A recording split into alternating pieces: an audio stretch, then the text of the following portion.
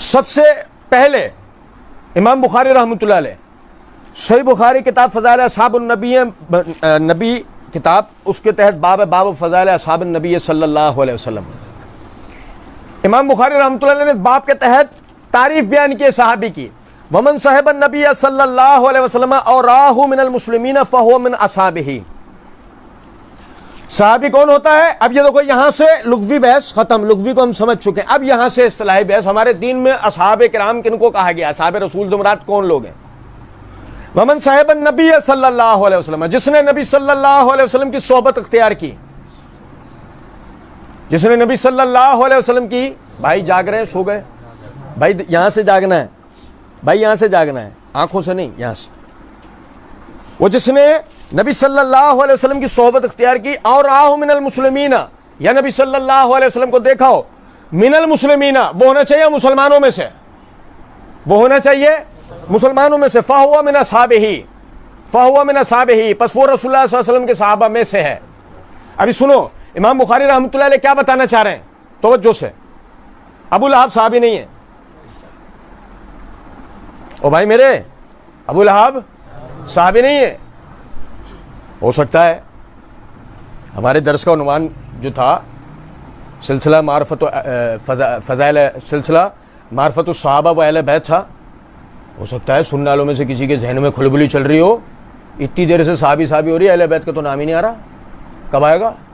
تو بھائی انشاءاللہ اگلا اللہ نے توفیق دی تو وہ ہمارا جو درس ہے وہ ہے ہی اہل بیت کے اوپر، اگلا ان کی معرفت. لیکن میں سر دست ایک نقطہ بتانا چاہ رہا ہوں، سمجھیں. اہل بیت ہونا اصلاً اہمیت کا حامل نہیں، اصلاً اہمیت کا حامل ہے صحابی ہونا، بلا کسی مبالغہ. ایک آدمی کو ڈبل فضیلت حاصل ہو جاتی ہے جب وہ اہل بیت بھی اور صحابی بھی ہو. آج جو اہل بیت کا اکرام اتنا زیادہ ہے اس کی وجہ کیا ہے؟ وجہ یہ ہے وہ اسلام بھی لائے، انہوں نے رسول اللہ صلی اللہ علیہ وسلم کے اہل بیت تو تھے، آپ کے گھرانے والے تو تھے ہی، وہ اسلام بھی لائے، آپ کے ساتھ صحبت بھی اختیار کی. یوں ان کو دو فضیلت حاصل ہوئی، ایک اہل بیت ہونے کے اعتبار سے، دوسرا صحابی ہونے کے اعتبار سے. اب ابو لہب کیا ہے؟ مطلب ٹھوک بجا کے اہل بیت ہے نا، سگا چچا ہے. اور ایسا چچا کہ جب ابو طالب کا انتقال ہو گیا تو یہ ابو جہل وغیرہ جب کہنے لگے نا لو محمد تو یتیم ہو گیا، نعوذ باللہ من ذالک، وہ ابو لہب کے اندر حمیت، ایک دم حمیت آ گئی نا، فوراً کہنے لگا تم کیا سمجھ رہے ہو، ابو طالب کا انتقال ہو گیا تو تم سمجھ رہے ہو میرا بھتیجا یتیم ہو گیا؟ ابھی اس کا چاچا ابو لہب زندہ ہے، میں روتے ہوئے دیکھتا ہوں کون میرے بھتیجے کو ہاتھ لگاتا ہے. اور بھائی میرے پڑھو الوداع والنہایہ. سنو غور طلب نکتہ ہے، ابو جہل بھی اس دور کا انجینئر تھا، محمد علی مرزا ابو جہل اس دور کا تھا. فوراً وسوسہ ڈالنے بیٹھ گیا، وہ سو ڈالوں ابھی وسوسہ، ایک منٹ بھی چھوڑا ہے نا مسئلہ خراب ہو جائے گا. کہ جاؤ جا کر اپنے بھتیجے سے پوچھو تمہارے باپ کا کیا ہوا، تمہارے باپ کا انجام کیا ہوا. ابو لہب نے بات سنی، فوراً گیا محمد صلی اللہ علیہ وسلم کے پاس، گیا جا کے کہتا ہے بات سنو، یہ میرے والد کا انجام کیا ہوا؟ میرے والد کون ہیں؟ عبد المطلب. ان کے بارے میں سوال کر رہا ہے اور نبی صلی اللہ علیہ وسلم جواب نہیں دے رہے. بار بار اصرار کیا ابو لہب نے کہ میرے والد کا انجام کیا ہوا، نبی صلی اللہ علیہ وسلم جواب نہیں دے رہے. اب اس کے بعد ابو لہب کہنے لگا چھوڑ، وہ تو میرا باپ تھا نا، یہ بتا ابو طالب کا کیا ہوا. بس وجہ پکا ہو گیا نا، کام کرنے والے نے اپنا کام کر دیا. ابو لہب بظاہر تائید کے لیے اٹھا تھا، لیکن وہی کہ اس کا عقیدہ اور اہمیت بیچ میں آخرکار آ گئی. اب وہ رسول اللہ صلی اللہ علیہ وسلم سے سوال کر رہا ہے اور آپ کیونکہ آپ کو پتا ہے جواب دیا تو کیا ہوگا، آپ کو پتا ہے جواب دیا تو کیا ہوگا. بس وہ جواب دینا تھا اور ابو طالب وہاں سے لعنت ملامت کر ابو لہب وہاں سے لعنت ملامت کرتا نکل گیا. اس دن کے بعد سے وہ صحیح معنوں میں رسول اللہ صلی اللہ علیہ وسلم کا دشمن بنا. اللہ کیا کہتا ہے؟ تبت یدا ابی لہب و تب ما اغنى عنہ مالہ وما کسب. ہم نے ابو لہب کے دونوں ہاتھ توڑ دیے, نہ مال اس کے کام آ سکا نہ اس کی اولاد. کس کا چچا ہے؟ کچھ بھی کام نہیں آ سکا اس کو, کسی کا بھی چچا. اصل کیا ہے؟ ایمان لانا. اصل ہے ایمان لانا, اصل ہے نیک اعمال کرنا. پھر وہ کسی کا چچا ہو, بھتیجا ہو, بیٹی ہو, بیٹا ہو, نانی ہو, دادا ہو, کچھ بھی ہو, فرق اس سے پڑتا؟ فرق اس سے نہیں پڑتا. تو اہل بیت کی فضیلت ڈبل کیس ہوئی کہ وہ صرف اہل بیت ہونے کے غرے پر نہیں رہے, ایمان لائے, رسول اللہ صلی اللہ علیہ وسلم کی تائید کی, عمل کر کے دکھایا, دنیا کے اندر جنتی بنے. یہ ان کو ڈبل فضیلت حاصل ہوئی, ہم انشاءاللہ پڑھیں گے.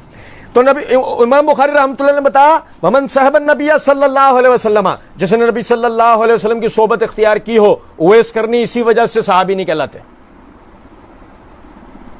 اویس کرنی اسی وجہ سے صحابی نہیں کہلاتے کہ وہ رسول اللہ صلی اللہ علیہ وسلم کے زمانے میں مسلمان ہو چکے تھے, آپ کے پاس آنا چاہتے تھے, لیکن والدہ کی بیماری اور اکلوتی اولاد ہونے کی وجہ سے آپ صلی اللہ علیہ وسلم نے ان کو آنے سے منع کر دیا تھا اور والدہ کی خدمت میں مامور کر دیا تھا. جب تک وہ اپنی والدہ سے یعنی فارغ ہوتے, نبی صلی اللہ علیہ وسلم اپنے رب کے پاس جا چکے تھے. یہی وجہ ہے کہ اویس کرنی پر صحابی کا اطلاق ہوتا نہیں ہے. سنو توجہ سے میری بات. اب کیا ہوا جی؟ فرمایا اور آؤ, یہ جس نے ان کو دیکھا ہو. اب یہاں جو امام بخاری نے کہا ہے نا جس نے ان کو دیکھا ہو, اس کے اوپر ایک اشکال وارد ہوتا ہے. پھر عبداللہ بن ام مکتوم کا کیا ہے؟ وہ تو نابینا تھے. عبداللہ بن ام مکتوم وہ تو نابینا تھے نا. آپ دیکھیں, سمجھے ذرا بات کو. یہ صحیح بخاری کتاب الصیام کے اندر امام بخاری رحمۃ اللہ نے باب قائم کیا, باب قول نبی صلی اللہ علیہ وسلم لا یمنعنکم من سحورکم اذان بلال, کہ کسی شخص کو بھی بلال کے اذان دینا وہ سحری سے نہ روکے. کیا عائشہ یعنی بلال رضی اللہ عنہ, وہ عائشہ رضی اللہ عنہ فرماتی ہیں کہ بلال رضی اللہ عنہ رات کا کچھ حصہ باقی ہوتا, آپ اذان دے دیا کرتے تھے. اس لیے رسول اللہ صلی اللہ علیہ وسلم نے فرمایا جب تک عبداللہ بن ام مکتوم اذان نہ دیں تم کھاتے پیتے رہو, کیونکہ وہ صبح صادق کے طلوع سے پہلے اذان نہیں دیتے. قاسم نے بیان کیا کہ دونوں یعنی بلال اور ام مکتوم کے اذان کے درمیان صرف اتنا فاصلہ ہوتا تھا کہ ایک چڑھتا تو دوسرا اترتا. صحیح بخاری کی صحیح حدیث سے عبداللہ بن ام مکتوم کا محض صحابی رسول ہونا ہی نہیں, مؤذن رسول ہونا ثابت ہوتا ہے. صرف صحابی رسول ہونا ہی نہیں, مؤذن رسول ہونا بھی ثابت ہوتا ہے. تو یہ جو بات ہے کہ جس نے نبی صلی اللہ علیہ وسلم کو دیکھا ہو, یہ دیکھنا بامعنی اصل رویت نہیں ہے, یہ بھی مراد صحبت ہی ہے, ورنہ پھر عبداللہ بن ام مکتوم صحابی ثابت رہتے نہیں ہے. ٹھیک ہے. بہرحال پھر اسی طریقے سے یہ دیکھیں صحابی کی تعریف کے اندر یہ الکفایہ فی علم الروایہ ہے, اس کے اندر یہ صفحہ نمبر 49 سے سعید بن المسیب رحمۃ اللہ علیہ کا ایک قول وہ سنایا جاتا ہے کہ وہ کہتے ہیں الصحابۃ لا نعدوہم الا من اقام مع رسول اللہ صلی اللہ علیہ وسلم سن او سنتین وغزا معہ غزوۃ او غزوتین. قال ابن عمر ورأيت اهل العلم يقولون كل من راى رسول الله صلى الله عليه وسلم وقد ادرك الحلم واسلم واكل امر الدين ورزيه فهو عندنا ممن صحب النبي صلى الله عليه وسلم ولو ساعة من النهار. اب اس کو ایک ایک کر کے سمجھیے گا, میں یہاں بات آگے لے آنے سے پہلے دہرا دوں. ابھی تھوڑی سی اور باریک بات شروع ہو گئی نا, اب ہم میں سے بعض بھائی پہلو بدلنا شروع ہو گئے. یاد ہے میں نے شروع میں کیا کہا تھا؟ دیکھو کچھ باتیں باریک ہوں گی, لیکن ان باریک باتوں سے بے چین نہیں ہونا ہے, ان باریک باتوں پر غور کرنا ہے, سمجھنا ہے. آپ نے یہ باتیں سمجھ لیں, یقین کرو آپ کو بقیہ 9 درسوں کی بھی ضرورت نہیں رہے گی. یہ ایک ہی تفصیل آپ کے لیے بہت ہوگی, صحابی کیا ہوتا ہے اسے سمجھنا. اگر آپ نے اتنی سی کو بھی بات کو سمجھ لیں تو دیکھو کہ سعید بن المسیب وہ کہتے ہیں کہ اہل علم وغیرہ حضرات سے ہم نے سنا کلو من رہا رسول اللہ صلی اللہ علیہ وسلم, جس کسی نے نبی صلی اللہ علیہ وسلم کو دیکھا, وقد ادرک الحلم, اس نے پائی ہو بلوغت کو, وہ اسلم, وہ یعنی بلوغت کے بعد اسلام لایا ہو, وہ عقل امر الدین, اس کو امر دین کی عقل ہو, وہ رضی ہے اور وہ اس پہ راضی ہو, فهو عندنا ممن صحب النبی صلی اللہ علیہ وسلم, ہمارے نزدیک وہ شخص ہے کہ رسول اللہ صلی اللہ علیہ وسلم کے صحابی گنا جائے. ولو ساعۃ من النہار, سیدھے بیٹھے, ولو ساعۃ من النہار, بھلے سے وہ ایک سیکنڈ, دن کے ایک سیکنڈ نبی صلی اللہ علیہ وسلم کے ساتھ رہا. میں آپ کو یہ نقطے کی بات بتا رہا ہوں, یہ ہم کیوں پڑھ رہے ہیں, یہ ہم نے تعریف کیوں پڑھی ہے, آپ کو بتا دوں یہ اصل میں پڑھ کے سنانے کی بنیادی وجہ یہ ہے کہ اگر ہم اس تعریف کو لے لیا جائیں کہ جو لوگ حلم کی حالت کے اندر مسلمان ہوئے ان کا رسول اللہ صلی اللہ علیہ وسلم کا ساتھ گا تو پھر کیا ہوگا. یہ دیکھیں ذرا سب بات کو. یہ میرے ہاتھ میں التقید بالاعزاء ہے, یہ امام زین الدین عراقی رحمۃ اللہ علیہ کی, اس کے صفحہ نمبر 248 کے اوپر وہ کہتے ہیں وہ صحیح. اور صحیح بات کیا ہے؟ ان البلوغ لیس شرطا فی حد الصحابی, بالغ ہونا یہ کوئی صحابی کی شرط کی حد نہیں ہے. بالغ ہونا یہ صحابی کی شرط کی حد نہیں ہے. وَإِلَّا اگر یہ نہ مانا جائے لخرج بذلك من اجماع العلماء على عدهم في الصحابه كعبد الله بن زبیر والحسن والحسین رضی اللہ عنہم, کہ اگر یہ نہیں تسلیم کی جائے بات تو اس صورت کے اندر علماء کے اجماع کے مطابق صحابہ کی گنتی میں سے ہمیں عبداللہ بن زبیر, حسن اور حسین وغیرہ کو رضوان اللہ علیہم اجمعین کو نکالنا پڑے گا, کیونکہ نبی صلی اللہ علیہ وسلم کے انتقال کے وقت ان میں سے بعض صرف بلوغت کو پہنچے تھے, ان میں سے بعض صرف, تو پھر تو صحابی کی تعریف میں سے ہمیں ان کو نکالنا پڑے گا. اور ذرا غور کیجئے گا بات کو, میں کیا بتانا چاہ رہا ہوں. یہ دیکھیے یہ تعریف کیوں نہیں قبول کی جا سکتی. یہ میرے ہاتھ میں سنن ابی داؤد ہے, سنن ابی داؤد میں کتاب الصلاۃ ہے, اس کے اندر امام ابو داؤد نے باب قائم کیا باب القنوت فی الوتر, باب القنوت فی الوتر, اعوذ باللہ پڑھ کے بند کریں, باب القنوت فی الوتر. اس کے تحت یہ حدیث نمبر ہے, یعنی اس جلد کے تحت 1411, حدیث نمبر 1411 کہ حسن بن علی رضی اللہ تعالی عنہما, کون میرے بھائی, کون میرے بھائی, حسن بن علی رضی اللہ تعالی عنہما, وہ کہتے ہیں کہ نبی صلی اللہ علیہ وسلم نے مجھے چند کلمات سکھائے کہ جن کو میں نماز وتر میں پڑھتا ہوں. کون کہہ رہے ہیں؟ حسن بن علی رضی اللہ تعالی عنہما کہ نبی صلی اللہ علیہ وسلم نے مجھے چند کلمات سکھائے جو میں نماز وتر کے اندر پڑھتا ہوں, اور وہ کلمات ہیں اللہم ہدنی فیمن ہدیت وعافنی فیمن عافیت وتولنی فیمن تولیت وبارک لی فیما آتیت وقنی شر ما قضیت انک تقضی ولا یقضی علیک وانہ لا یذل من والیت ولا یعز من عادیت وتبارکت ربنا وتعالیت. کیا بھائی دعا قنوت وتر ہے. اور میرا بھائی اگر حسن کو آپ صحابی کے حد سے باہر نکالو گے, اگر آپ بلوغ کو شرط صحابی مانو گے, محض یعنی دین کی سمجھ کو نہیں مانو گے, محض رسول اللہ صلی اللہ علیہ وسلم کی صحبت کی سمجھ کو نہیں مانو گے, تو اس صورت میں حسن رضی اللہ عنہ کی روایات ساری آپ کے ہاتھ سے جا چکی ہوں گی. اسی طریقے سے آپ یہ دیکھیں, یہ میرے ہاتھ میں مسند الحمیدی ہے, یہ مسند الحمیدی کے صفحہ نمبر 454 پہ عبداللہ بن زبیر رضی اللہ عنہ کے حوالے سے روایت ہے, حدیث نمبر 903, کہ عبداللہ بن زبیر رضی اللہ تعالیٰ عنہ کہتے ہیں انہو را رسول اللہ صلی اللہ علیہ وسلم, کہ انہوں نے نبی صلی اللہ علیہ وسلم کو دیکھا, انہوں نے نبی صلی اللہ علیہ وسلم کو دیکھا. یدو فی الصلاۃ ہاکذا, وہ نماز کے جلسے میں دعا کس طریقے سے کرتے تھے, اصابع الاربعۃ قبض باصابع الاربعۃ واشار بالسبابہ, یہ چاروں انگلیاں بند کرتے, شہادت کی انگلی اٹھا کے رکھتے, یہ چاروں انگلیاں بند کرتے, شہادت کی انگلی اٹھا کے رکھتے ہیں. اب دیکھو ذرا سمجھو بات کو, جلسے کی حالت, تشہد کی کیفیت, آپ اس کو کس طرح کرو گے, کون آپ کو بتا رہا ہے؟ عبداللہ بن زبیر. اگر آپ حلم کو شرط بناتے ہو, عبداللہ بن زبیر کی صحابیت گئی, یہ مسئلہ کس سے لوگے,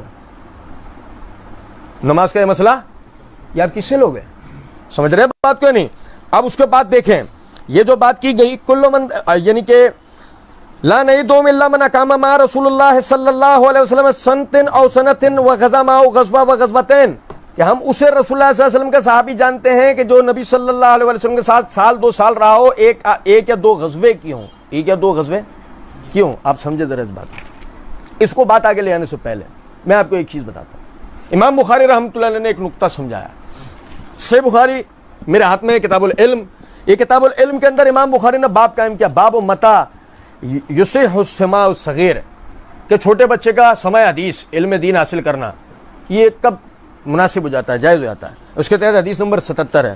محمود بن ربی رضی اللہ تعالیٰ عنہ, وہ کہتے ہیں کہ مجھ کو نبی صلی اللہ علیہ وسلم کا وہ کلی کرنا یاد ہے, مجھے نبی صلی اللہ علیہ وسلم کا کلی کرنا یاد ہے, جو آپ نے ایک ڈول لے کر پانی میرے منہ پر کلی کی تھی. میں اس وقت 5 سال کا بچہ تھا.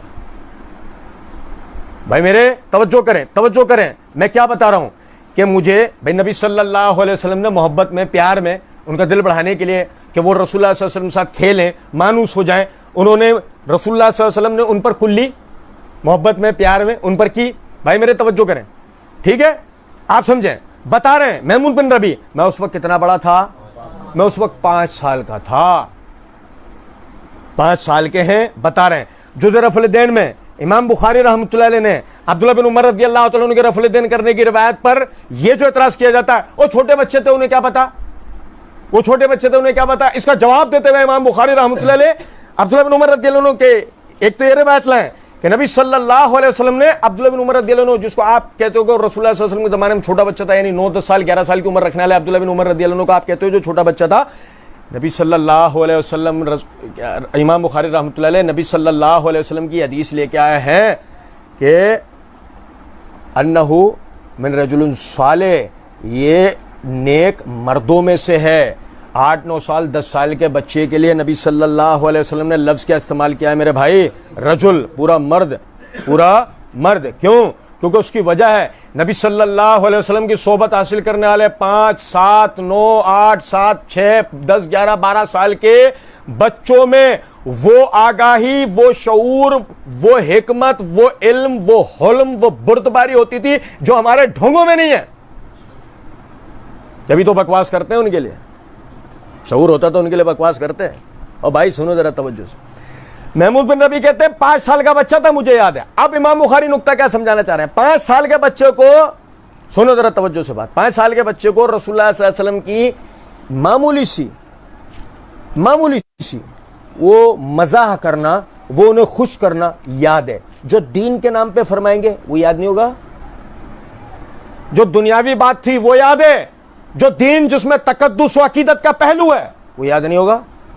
تو اس لیے یہ کہنا کہ صحابیت کے لیے بلوغ شرط ہے، اگر یہ شرط رکھ دی جائے تو پھر حسن رضی اللہ عنہ صحابی نہیں رہتے، حسین رضی اللہ عنہ صحابی نہیں رہتے، عبداللہ بن زبیر رضی اللہ عنہ صحابی نہیں رہتے. اور اگر یہ کہا جائے کہ جی ہم تو اس کو صحابی گنتے ہیں، یہ جو سعید بن المسیب رحمۃ اللہ علیہ کے قول سے بعض لوگ بیان کرتے ہیں کہ اس نے رسول اللہ صلی اللہ علیہ وسلم کے ساتھ سال 2 سال 1 یا 2 جہاد کیوں، جو بات کو، یہ میرے ہاتھ میں تدریب الراوی ہے، تقریب النووی ہے، تدریب الراوی اس کی شرح ہے. تقریب النووی میں یہ صفحہ نمبر 123 کے اوپر، حصہ 2 کے صفحہ نمبر 123 کے اوپر، یہ سعید بن المسیب رحمۃ اللہ علیہ کا یہی قول جو ہے انہوں نے ذکر کیا امام نووی نے. اب آگے امام نووی کیا کہتے ہیں؟ فَإِن صَحَّ عَنْهُ، اگر یہ ان سے صحیح ثابت ہو جائے، اول تو پہلے یہ ان سے سندن صحیح ثابت ہے، یہ قول ان سے ہو جائے، فضعیف، یہ جب بھی ضعیف ہوگا، یہ جب بھی، اور بھائی توجہ سنو، فَإِن مُقْتَضَاءُ أَن لَا يُؤَدِّ جَرِيرُ الْبَجَلِ وَشِبْهُ صَحَابِيًا، کیونکہ اس قول کا تقاضا یہ بنتا ہے پھر کہ جریر بن عبداللہ البجلی یا وائل بن حجر رضی اللہ عنہ جیسے صحابیوں کو پھر صحابی نہیں مانا جائے، کیونکہ وہ رسول اللہ صلی اللہ علیہ وسلم کے پاس 1 دن یا 2 دن رہے ہیں، 1 یا 2 ملاقاتیں کی ہیں، 1 دن یا 2 دن رہے ہیں، 1 یا 2 ملاقاتیں کی ہیں. جبکہ آپ سمجھے ذرا اس بات کو سمجھے گا کہ یہ سنن ترمذی ہے میرے ہاتھ میں، اس سنن ترمذی کتاب الطہارت، امام ترمذی رحمۃ اللہ علیہ نے باب قائم کیا، باب المسح علی الخفین، موضوع پہ مسح کرنے کا بیان، اس کے تحت حدیث نمبر 93 ہے کہ جریر بن عبداللہ البجلی رضی اللہ تعالی عنہ فرماتے ہیں کہ یعنی شہر بن حشب، وہ کہتے ہیں کہ جریر بن عبداللہ کو میں نے دیکھا کہ انہوں نے وضو کیا اور موضوع پر مسح کیا، وضو کیا اور موضوع پر مسح کیا. میں نے ان سے اس بارے میں دریافت کیا تو انہوں نے فرمایا میں نے نبی صلی اللہ علیہ وسلم کو دیکھا کہ آپ صلی اللہ، اور بھائی میرے سنو توجہ سے، میں نے نبی صلی اللہ علیہ وسلم کو دیکھا کہ آپ نے وضو کیا اور موضوع پر مسح کیا. شہر بن حشب کہتے ہیں میں نے پھر دوبارہ پوچھا کہ کیا یہ مسح سورہ مائدہ کے نازل ہونے سے پہلے تھا یا بعد میں؟ یہ بھی اپنی جگہ ایک مسئلہ ہے، لیکن سنو ذرا توجہ سے کہ جو مسح آپ نے کیا موضوع پر، یہ سورہ مائدہ کے نازل ہونے سے پہلے گیا بعد میں؟ تو انہوں نے فرمایا میں تو مسلمان ہی سورہ مائدہ کے نازل ہونے کے بعد ہوا ہوں، میں تو مسلمان ہی سورہ مائدہ کے نازل ہونے کے بعد ہوا ہوں. بات کو سمجھ رہے ہیں یا نہیں؟ میں بتانے چاہ رہا ہوں کہ جریر بن عبداللہ رضی اللہ عنہ، اگر مثال آپ نے نکال دیے، ابھی موضوع پر مسح کا جو مسئلہ ہے آپ کس سے لیں گے؟ اسی طریقے سے یہ دیکھیں میرے ہاتھ میں اسے مسلم ہے، وائل بن حجر رضی اللہ عنہ کے حوالے سمجھے ذرا بات کو. اور میرے بھائی ہاتھ باندھنے کی جو روایت، ہاتھ باندھنے کی واضح ترین روایت، واضح ترین صاف، ہاتھ باندھنے کا مسئلہ بالکل کلیئر ہو جانے والا، بالکل کلیئر ہو جانے والا. صحیح مسلم کتاب الصلاۃ امام نووی نے باب قائم کیا، باب وضع ید الیمنی علی الیسری بعد تکبیرۃ الاحرام تحت صدرہ فوق سرۃ وضعہما علی الارض حذو منکبہ، کہ دائیں ہاتھ کو بائیں ہاتھ پر باندھنا، دائیں ہاتھ کو بائیں ہاتھ پر باندھنا، کالے والے باندھتے ہیں؟ سمجھو نقطے کو، سمجھو نقطے کو، دائیں ہاتھ کو بائیں ہاتھ پر باندھنا اس طریقے سے، یعنی تکبیر تحریمہ کے وقت میں وہ سینے سے نیچے ناف سے اوپر ہونا چاہیے، اور وَوَضْعِهِمَا عَلَى الْأَرْضِ حَذْوَ مَنْكِبَيْنِ، اور اپنے یعنی ہاتھ دونوں سجدے کے دوران میں کندھوں کے ساتھ برابر رکھنا۔ اب یہ اس کے تحت حدیث نمبر 800 ہے۔ وائل بن حجر رضی اللہ تعالیٰ عنہ فرماتے ہیں میں نے نبی صلی اللہ علیہ وسلم کو دیکھا، اور بھائی میرے میں نے نبی صلی اللہ علیہ وسلم کو، اور سب سے بڑا معاملہ ہی تو یہ ہے، میں نے نبی صلی اللہ علیہ وسلم کو دیکھا آپ رفع دین کرتے تھے نماز میں داخل ہوتے وقت، ٹھیک ہے، یعنی ہاتھ دونوں اٹھاتے۔ حدیث کے راوی حمام نے کر کے دکھایا کہ اس طرح۔ اچھا، پھر آپ دائیں ہاتھ کو بائیں ہاتھ کے اوپر باندھ لیا کرتے تھے، آپ دائیں ہاتھ کو بائیں ہاتھ پر باندھ لیا کرتے تھے، پھر جب رکوع کا ارادہ کرتے تھے دونوں ہاتھ اپنے کپڑے میں سے، سردی کا وقت تھا، کپڑے میں سے ہاتھ باہر نکال کے دونوں ہاتھ، پھر اس کے بعد رفع دین کرتے تھے، پھر اس کے بعد جب آپ تکبیر کہتے، یعنی پھر جب آپ رکوع سے اٹھتے تو سمع اللہ لمن حمدہ کہتے، اور اسی طرح رفع دین کرتے، پھر اس کے بعد جب آپ سجدہ کرتے تو سجدہ دونوں ہتھیلیوں کے درمیان کرتے تھے۔ اور میرے بھائی آپ بات کو سمجھیں، ہاتھ باندھنے کی پہلی روایت صحیح بخاری میں سہل بن سعد رضی اللہ عنہ کے حوالے سے، ٹھیک ہے، اعتراض کرنے والا کہتا ہے اس میں صلاۃ کا لفظ دکھاؤ، اور اس پہ بالکل وضاحت دینے والی وائل بن حجر رضی اللہ عنہ کی حدیث جو بالکل واضح کر دیتی ہے کہ نماز میں ہاتھ باندھنے ہیں، لٹکانے نہیں ہیں۔ اور میرے بھائی ذرا سنو، اگر آپ صحابیت کی وہ تعریف لے لو تو پھر وائل بن حجر رضی اللہ عنہ صحابی رہتے، جبکہ وہ کہتے کیا ہیں، میں نے نبی صلی اللہ علیہ وسلم کو دیکھا۔ یہ نقطہ جو میں بار بار آپ کو توجہ دلاتا ہوں نا، اسے ذہن میں رکھا کریں۔